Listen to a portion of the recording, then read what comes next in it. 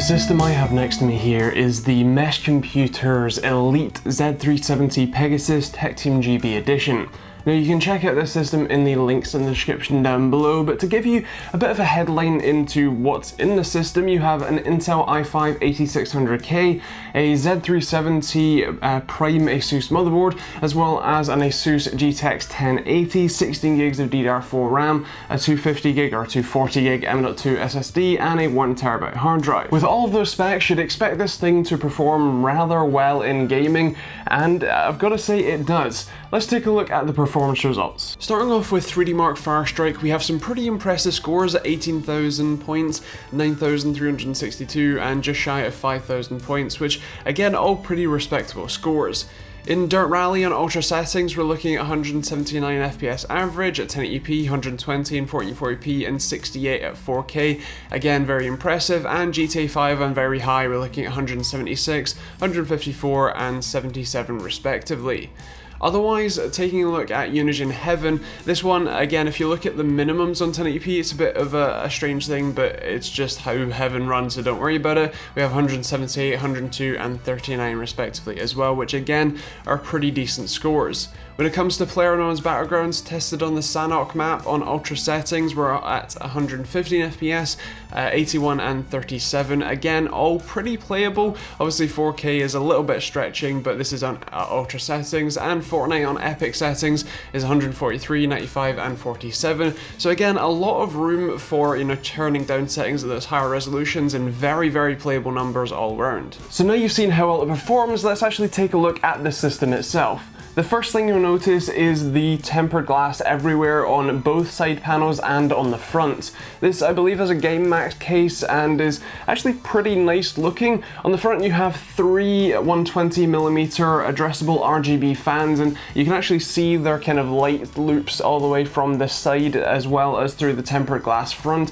and it does actually provide a decent amount of airflow while being relatively quiet, so that's quite nice to see. On the back panel, as you can see through the tempered glass, there is a controller that controls those fans, so you can change up some settings if you prefer. If you want a bit more of a sort of subtle look or anything like that, then you can go for that. And obviously bear in mind that obviously with the rear tempered glass panel, Mesh have had to do a pretty good job at cable managing this to keep it nice and neat. Inside the system, again, it's pretty well built. You have slightly different to the spec sheet that I was given, but this one is a 120mm, I think it's a deep cool all-in-one liquid cooler, and it performs pretty well. It keeps the 8600K around about 80-ish degrees Celsius, which, while you may think that's fairly hot, for an 8600K that's certainly not bad, and it keeps it relatively quiet as well, which is also great. The graphics card is an ASUS GTX 1080, as I mentioned, and it's a blower style unit, so again, you would normally expect this to be pretty loud and pretty hot. It was running about 80 degrees Celsius as well, which is generally a sort of temperature target, so I'm not really worried about that. And I was actually, again, pretty surprised at relatively how quiet the system is, so I'm generally pretty impressed. The motherboard in the system is actually one of the prime ones from ASUS, Z370, and is a little bit on the shorter side. It's one of the more narrow boards, so it doesn't have a lot of space on the right hand side. It does though, however, have a decent amount of features. You still do have 4 DDR4 RAM DIMM slots, 2 of which are populated with a total of 16 gigs of 2400 MHz RAM. They've gone with sort of budget RAM here, but you can obviously add in extra if you like, or customize it on their website. The motherboard also has an M.2 slot above the graphics card, which currently is filled with a Pacer 240 gig SATA M.2 SSD, which means that, well, it's not any faster than your regular 2.5-inch SSDs. It is nice and out of the way, and means that you don't need another, SATA power cable and data cable, so that's quite nice to see. In terms of aesthetics, as I mentioned, those front fans really kind of dominate the look of this case along with the tempered glass, but I think it does a nice job. If you can put up with the very kind of almost gaudy RGB on the front, I think you're going to overall like the aesthetic. It's not, the most pretty case, it's not obviously custom water cooled or anything like that, but for the sort of price point that you're looking at for this system, I think it's a pretty decent value and certainly stylish too. Speaking of that price point, the system is selling for £1,299 at the link in the description with this specific configuration.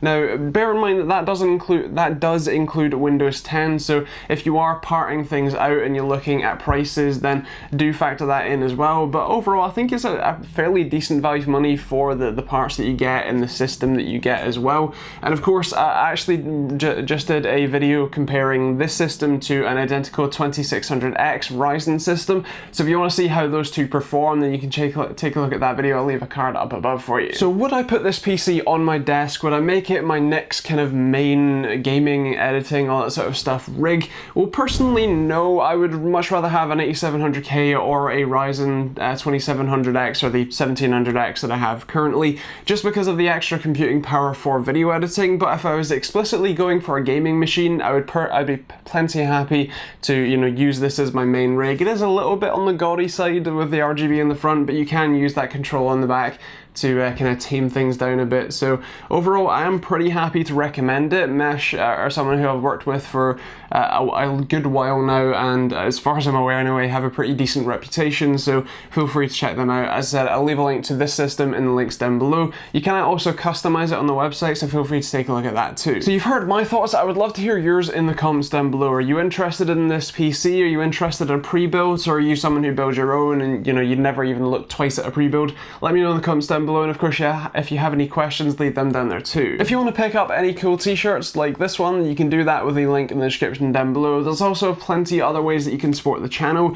First off, the most free one is just hitting subscribe and make sure you've got notifications on for future videos. Of course, you can also use the Amazon and Overclockers UK affiliate links, which also massively help me out when you use those when buying from those places. And you can also check out the other videos over here. There is also a Patreon link down there if you want to support me directly, or donations, whatever else. There's plenty of options there. And otherwise, that is pretty much it. Thank you for watching, hope you enjoyed it, and we'll see you all in the next video.